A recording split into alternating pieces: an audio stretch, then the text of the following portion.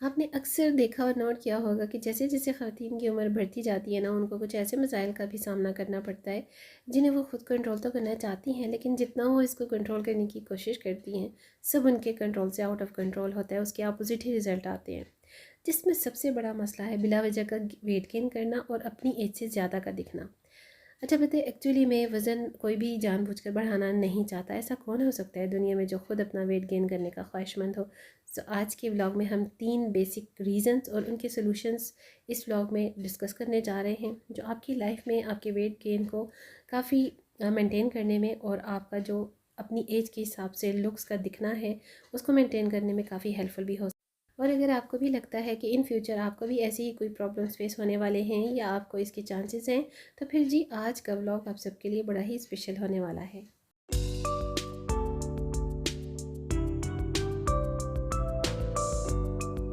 अस्सलाम वालेकुम and welcome back again to the channel. I hope you all are doing well and fine. अल्हम्दुलिल्लाह I am good also. कहाँ कहाँ से, किस सिटी और किस कंट्री से आप लोग मेरी वीडियो को सुन और देख रहे हैं, मेरे साथ ज़रूर कमेंट सेक्शन में शेयर किया करिए, क्योंकि आपके एक प्यारे से लवली से कमेंट से, आपकी प्यारी सी एक नोटिफिकेशन बेल सब्सक्रिप्शन को प्रेस करने से ना जितनी मोटिवेशन और जितनी इंकरेजमेंट मुझे मिलती है उसकी ख़ुशी का मैं यहाँ पर आपको शेयर नहीं करवा सकती। ये खुशी कितनी ज़्यादा होती है। सो आज के व्लॉग में जितने क्लिप्स मैं आपके साथ 3 से 4 या 4 से 5 दिनों की इतनी हार्ड एफर्ट के बाद गैदर करके वॉइस ओवर और एडिट करके शेयर करती हूँ ना, तो आपका एक प्यारा सा कमेंट और लाइक जो है मेरी इन सारी एनर्जीज़ को, मेरी सारी मेंटल स्ट्रेंथ को ना बूस्ट कर देता है।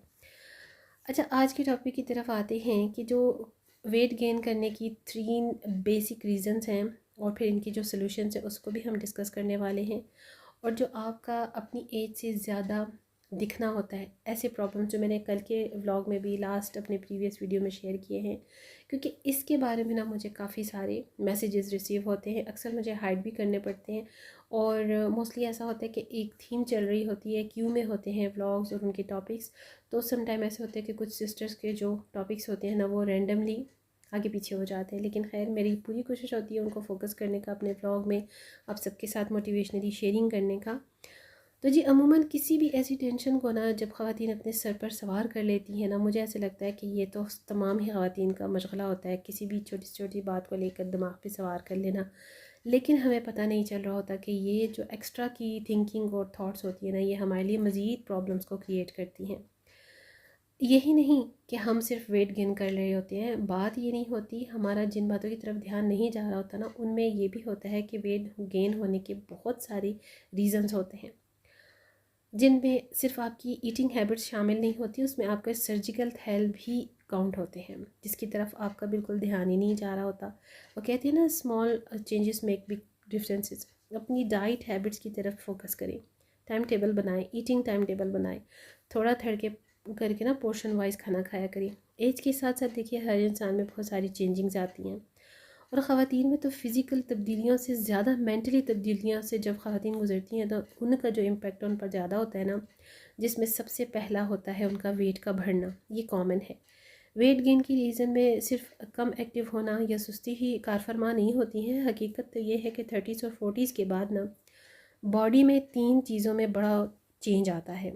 नंबर 1, हार्मोन्स का कम होना, जिसमें हमारे एस्ट्रोजन, थायराइड और प्रोस्ट्रोजन लेवल जो होता है ना अचानक ही चेंज होने लगता है, जिसकी वजह से हमारा जो फैट स्टोरेज होता है ना वो बढ़ने लग जाता है। मेटाबॉलिज्म क्योंकि स्लो हो जाता है ना, जिसकी वजह से जो भी हमने खाया पिया होता है ना वो हज़म करने में ना, डाइजेस्ट करने में हमारा जो स्टमक है ना बहुत स्लो हो जाता है, और फिर वज़न बढ़ने लग जाता है, जो 30s और 40s से पहले नहीं होता। हमें बहुत आम सा लग रहा होता है, मगर एज फैक्टर जो है बहुत काउंट होता है और इस तरफ हम ध्यान नहीं दे रहे होते, because it's natural process. Age factor ज़रूर फोकस करिए। एज फैक्टर अल्लाह की तरफ से है, नेचुरल है, जिसे कोई भी किसी भी तरीके से रोक नहीं सकता। फिर आपकी फैमिली इनहेरेंट भी कुछ चीज़ें होती हैं जो हमें मिलती हैं, ये बात लाजमी याद रखें।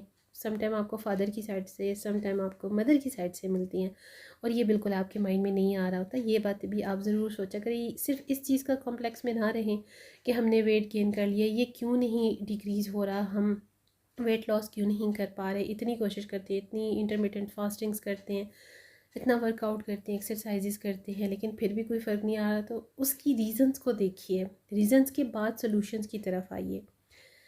नंबर 2 पर जो है ना, आपके मसल लॉस होना शुरू हो जाते हैं। जो मसल लॉस होते हैं ना, वो 35 और 40s में सबसे ज़्यादा होने लग जाते हैं। आजकल की बच्चियां, क्योंकि ज़ाहिर बात है प्योर डाइट्स नहीं हैं, वो पहले वाली देसी खुराकें तो कहीं भी नहीं हैं। इवन मैंने खुद भी कोई ऐसी डाइट नहीं ली। तो ऐसा होता है सम टाइम कि आपको 30 से भी पहले ये इश्यूज़, स्पेशली मसल का जो एक प्रॉब्लम है ना, बहुत ज़्यादा फिनोमेना आजकल है, सबको, छोटी एज की लड़कियों को भी होना स्टार्ट हो चुकी हुई हैं। तो ये जो बात है ना, ये बहुत ही कॉमन सी है। और जितना ज़्यादा मसल्स का आपका लूज़ होना शुरू हो जाता है ना, ये मसल लॉस जो होता है ये लूज़ करता है आपके मसल्स को, इतना कि आपके जिस्म में जो है ना वो फ़ैट जमा होने लग जाता है। उम्र के साथ साथ ना, ये वैसे भी नॉर्मली भी कोई भी हो, पट्टे और हड्डियां जो हैं वो कमज़ोर होती ही हैं।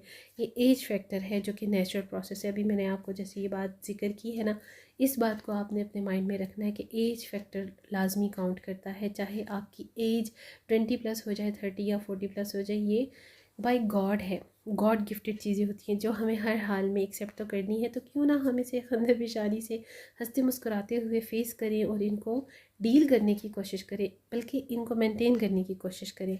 नंबर 3, लाइफ स्टाइल और स्ट्रेस। सबसे बड़ी वजह जो होती है ना, इसमें फिर कार फरमा होती है आपका लाइफ स्टाइल, आप किस तरीके से अपने डेली रूटीन को फॉलो करते हैं। और स्ट्रेस सबसे बड़ी वजह ये भी होती है आपके वेट गेन में। आपके वेट गेन में आपका लाइफ स्टाइल, आपकी हैबिट्स, रूटीन, आपका सोना, जागना, सोचना, आपका रेस्ट करना, नींद पूरी करना ना करना, इस तरह के बहुत सारे फैक्टर्स जो होते हैं ना, वो आपके हार्मोन्स को समटाइम एक्टिव और समटाइम डीएक्टिवेट कर देते हैं। अच्छा, ये हैं वो कुछ मेन रीजंस, बेसिक रीजंस जो आपके वेट को मेंटेन रखने में 100 नहीं तो 90% तो परफेक्टली रोल प्ले करती हैं। अच्छा, अब इन सारे रीजंस की सोल्यूशन की तरफ आते हैं। इनमें सबसे पहले है रात देर तक का खाना, फास्ट फूड, मीठी चीज़ों का खाना, प्रॉपर नींद ना लेना, बहुत ज़्यादा स्क्रीन टाइम स्पेंड करना, गेमिंग करना। और अब जो मसला है सेल फोन्स का, बच्चे बड़े सभी रात देर तक रील्स ही देखे जा रहे होते हैं। तो ये जो सारी आपकी रूटीन होती है ना, ये आपकी हेल्थ के साथ साथ आपके माइंड पर बहुत ज़्यादा असर डाल रही होती है, और इसकी तरफ आपका ध्यान जा ही नहीं रहा होता। और ये वो रीज़न्स होती हैं जो आपके वेट को गेन करने में प्रॉपरली अपना एक रोल प्ले कर रही होती हैं।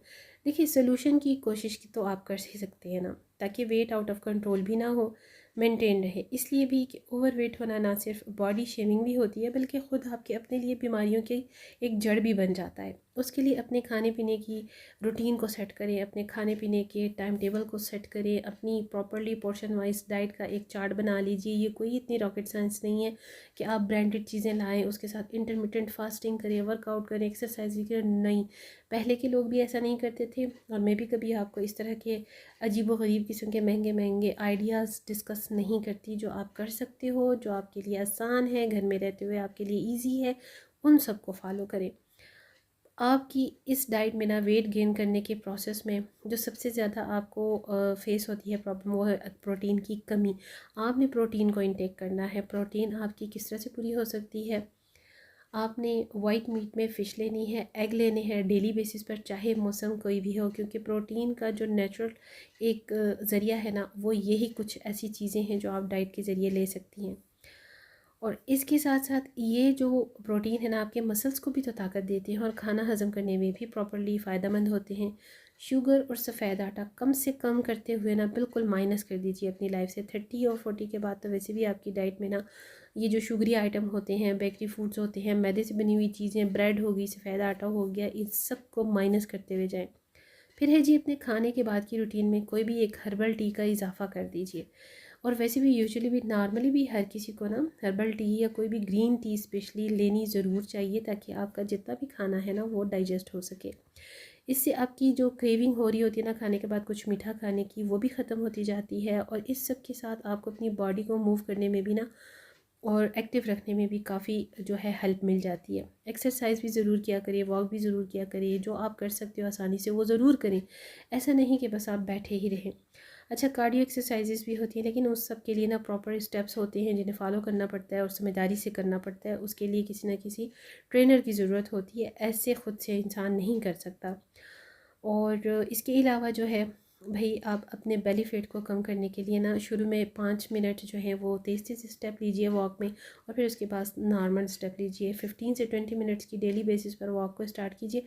फिर ऑटोमेटिकली आपका जो वॉक टाइम है ना वो इंक्रीज़ होता रहता है। मैं काफ़ी टाइम से वॉक पे ही मुझे यूज़ टू हूँ, तो वो मुझे सबसे ज़्यादा ईजी लगती है। सो इस एज में सिर्फ स्लिम और स्मार्ट नहीं दिखना, आपने सेहतमंद भी रहना है, बल्कि आपको स्ट्रॉन्ग और अपने मीडियम वज़न उठाने वाले काम खुद को करने के लिए मजबूत भी तो बनाना है ना। फिर है जी, खुद को हाइड्रेट रखना, पानी ज़्यादा से ज़्यादा पिया करिए। स्किन, बॉडी हेल्थ और आपके बालों के लिए पानी का इस्तेमाल आपकी बॉडी में सबसे ज़्यादा होना चाहिए। एक्चुअली में होता क्या है कि हम ख़वातीन तमाम ज़िम्मेदारियाँ घर वालों को, फैमिली, बच्चों, हस्बैंड को देख तो रहे होते हैं, लेकिन अपनी हेल्थ को फुली हमने इग्नोर किया हुआ होता है। और हमें पता उस वक्त लगता है जबकि थोड़ा सा सीरियस इश्यूज़ हमारे साथ प्रॉब्लम्स स्टार्ट हो जाते हैं। हमारी हेल्थ में बहुत ज़्यादा इश्यूज़ इन्वॉल्व होते हैं, कोई एक इशू नहीं होता, कोई एक रीज़न नहीं होती। सबसे पहले तो उन रीज़न्स को जानने की कोशिश करें, और रीज़न्स के बाद जब आपको रीज़न्स का पता हो तो उनके सोल्यूशन की तरफ आइए। इन तमाम सोल्यूशंस के साथ आपका वज़न कंट्रोल में भी रहेगा, आप हेल्दी भी रहेंगी, कॉन्फिडेंट और एक्टिव भी रहेंगी। देखिए, ये आपकी जिस्म की चेंजिंग्स हैं, ये कोई एक रीज़न नहीं होती इस सब के पीछे, ये आपका एक नेचुरल प्रोसेस है। इसमें किसी का या आपका कोई कसूर नहीं। अपने माइंडसेट को जब तक आप फ्री नहीं करेंगी ना, तब तक आप ऐसे मसाइल का शिकार रहेंगी गाहे बगाहे। ये बात याद रखिए। सब बातों का लिंक आपके अपने पीस ऑफ माइंड से है। बस आपको अक्लमंदी के साथ अटेंटिव होकर ठीक से अपनी आदत को, अपनी हैबिट्स को सही तरीके से लेकर चलते हुए ना, अपनी उम्र के इस हिस्से को एंजॉय करते हुए अपनी लाइफ को स्पेंड करना है और आगे बढ़ना है। कुदरत के इस नेचुरल सिस्टम को बीमारी और परेशानी समझकर नहीं, अपने पीस ऑफ माइंड को डाइवर्ट करते हुए एक नेचुरल प्रोसेस समझकर आगे बढ़िए। अपनी सेहत पर ध्यान दीजिए। अपने फ्रेंड्स और सिस्टर्स के साथ भी मेरे इस वीडियो को लाजमी शेयर करिएगा। ख़ुद को तो स्लिम और स्मार्ट और हेल्दी भी आपने रखना ही है। अपने सराउंडिंग्स में भी देखिए, अपनी बेस्ट फ्रेंड्स, अपने डियर वन सिस्टर्स, अपने लव्ड वन के साथ भी इन तमाम पॉइंट्स को ज़रूर शेयर कीजिए। और अगर आपको भी कोई ऐसी प्रॉब्लम है तो ख़ुद भी आप इम्प्लीमेंट करके इन पॉइंट्स को ज़रूर देखें। बढ़ता वज़न हमारी नहीं बल्कि कुदरती तब्दीलियों का आपके जिस्म में रूनुमा होना है। हल्की फुल्की वर्जिश रखें, नींद पूरी लें, डाइट अच्छी लें, अच्छी और सेहतमंद आदत अपनाएं, और अपनी हेल्थ को बिल्कुल इग्नोर ना करें। अपना और अपने घर वालों के साथ हर एक का ख्याल रखें। अपनी ज़िम्मेदारियों के साथ साथ अपनी सेहत का भी ख्याल रखें। अपने पीस ऑफ माइंड और अपने रिलैक्सेशन का भी ख्याल रखें। अगर आपकी सेहत है, अगर आप फिट एंड फाट हैं, तो फिर आपका घर, आपकी फैमिली भी फिट रहेगी। अपनी लाइफ स्टाइल पर फोकस करें, टाइम शेड्यूलिंग के साथ, अपनी टाइम मैनेजमेंट के साथ डेली रूटीन को फॉलो करें। ऐसी हैबिट्स अपनाएं जो आपकी पीस ऑफ माइंड और आपकी हेल्थ के पॉइंट ऑफ व्यू से भी हेल्दी हों, आपको कॉन्फिडेंट रखें, एक्टिव रखें और एनर्जेटिक रखें। So it's all about my today's vlog में जितने भी क्लिप्स आपको मैंने शेयर किए आपने ज़रूर देखे होंगे। फुल वॉच ज़रूर किया कीजिए, एक लाइक और प्यारा सा कमेंट ज़रूर किया करें। See you tomorrow with the brand new content in the next vlog. Inshallah, stay blessed, stay happy, and take very good care of yourself a lot. Allah Hafiz and bye bye.